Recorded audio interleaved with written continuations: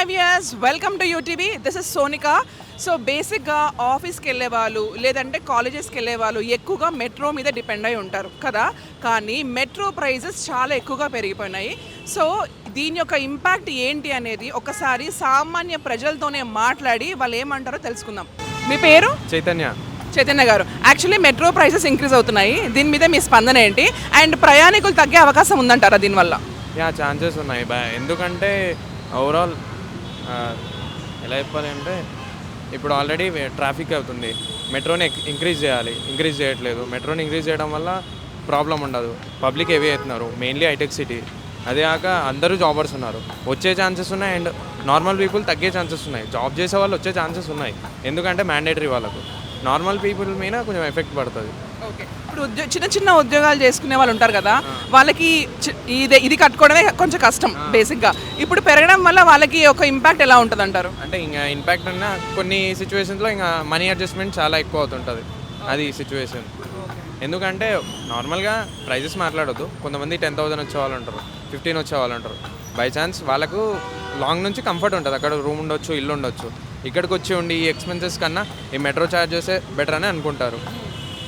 రావడం వల్ల కొంచెం ఇంక్రీజ్ అవ్వడం వల్ల ఏంటంటే ఆ మంత్ అనేది కొంచెం డిఫరెన్స్ ఉంటుంది. తౌకీర్ నా పేరు. సారీ, మొహమ్మద్ తౌకీర్. మహమ్మద్ గారు. Okay, so metro prices increase అవుతున్నాయి రేపటి నుంచి, దీని మీద మీ స్పందన ఏంటి? అండ్ ప్రయాణికులు తగ్గే అవకాశం ఉందంటారా? ఆబ్వియస్లీ తగ్గుతారు, ఎందుకంటే ఆల్మోస్ట్ నేను ఉప్పల్ నుంచి వస్తున్నాను. ఉప్పల్ నుంచి రాయదుర్కి 55 యాక్చువల్గా. అంటే ఇప్పుడు కొత్త ఫేర్ మామూలుగా మార్నింగ్ చూసినా నేను ఇన్స్టాలో 75 నుంచి 80 అన్నారు. అంటే అప్ అండ్ డౌన్ చేసే నాలాంటి వాడికి ఇది 150 నుంచి 160 ప్రైస్ అవుతుంది ఆల్మోస్ట్. మళ్ళీ ఈ మెట్రోలో వాళ్ళు అంటే కెపాసిటీ చాలా తక్కువ ఉంది, బోగీలు కూడా చాలా తక్కువ ఉన్నాయి. వాళ్ళు అదేదో బోగీలు పెంచుకుంటే అయిపోయేది. ఇంకోటి ఆ ప్రైస్ పెంచడం వల్ల వాళ్ళకే లాస్. అంటే 5 lakh మెంబర్ ట్రావెల్ చేస్తారని హోల్డింగ్స్ పెడతారు. మామూలుగా మళ్ళీ ఆర్టీసీకి క్రేజ్ వస్తుందని నేను అనుకుంటున్నాను. రేపటి నుంచి మెట్రో ప్రైసెస్ ఇంక్రీజ్ అవుతున్నాయి, దీని మీద మీ స్పందన ఏంటి? ప్రయాణికులు తగ్గే అవకాశం ఉందంటారా దీనివల్ల? అంటే ఇప్పుడు చాలా ఎక్కువ ఉన్నాయండి, ఆల్రెడీ ఎక్కువనే ఉన్నాయి. మేము రెగ్యులర్గా కూడా మెట్రోలోనే తిరగాల్సి వస్తుంది. మళ్ళీ ఇంక్రీజ్ అంటే చాలా కష్టం అవుతుందండి. నార్మల్ చిన్న చిన్న ఉద్యోగాలు చేసుకునే వాళ్ళకి ఎంత ఇంపాక్ట్ ఉంటుంది అంటారు దీనివల్ల? కొంచెం ఇంపాక్ట్ ఎక్కువే ఉంటుందండి. ఎందుకంటే మేము కూడా నార్మల్ ఎంప్లాయీసే, కానీ అంతంత మళ్ళీ ఇంక్రీజ్ అవ్వడం అంటే కష్టం అండి. సో మెట్రో ప్రైసెస్ ఇంక్రీజ్ అవుతున్నాయండి రేపటి నుంచి, సో దీని మీద మీ స్పందన ఏంటి? అండ్ ప్రయాణికులు తగ్గే అవకాశం ఉందంటారా దీనివల్ల? Yeah, definitely. అంటే తగ్గకపోవచ్చు because people are used to it, but it will affect చాలా వరకు. బికాస్ అప్ టు 25% అంటే కొంచెం ఎక్కువగానే పెరుగుతుంది. And many people will be travelling and many people got dependent on metro. So due to summers అవ్వచ్చు, rains అవ్వచ్చు, అదంతా కూడా. So people opt for metro. So I don't think అంటే this is a good move from metro. సామాన్య ఉద్యోగులకి ఎంత కష్టంగా ఉంటుంది, ఎంత భారంగా ఉంటుంది అనుకుంటున్నారు? డెఫినెట్లీ ఎక్కువ ఉంటుందండి, because many people will be travelling from that end to this end of the city. So ఇప్పుడు వరకు అయితే అంటే ఇనిషియల్గా starting they felt like metro charges are high, but they got used to it. Anyways they are travelling by it. మళ్ళీ ఇంకా పెరుగుతుంది అంటే it will be definitely a challenging thing for the అంటే నార్మల్ పీపుల్కి. Hi sir.